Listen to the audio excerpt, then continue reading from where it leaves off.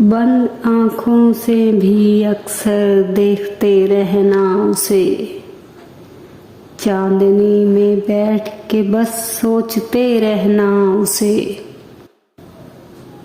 रात के पिछले पहर के ख्वाब में खोना उसे, और दिन में हर तरफ ही ढूंढते रहना उसे।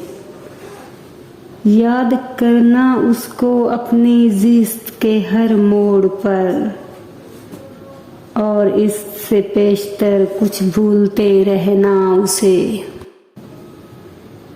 आँख में भरना जमाले यार का पैक करे दवाम, और फिर पलकों पे शब भर तोलते रहना उसे।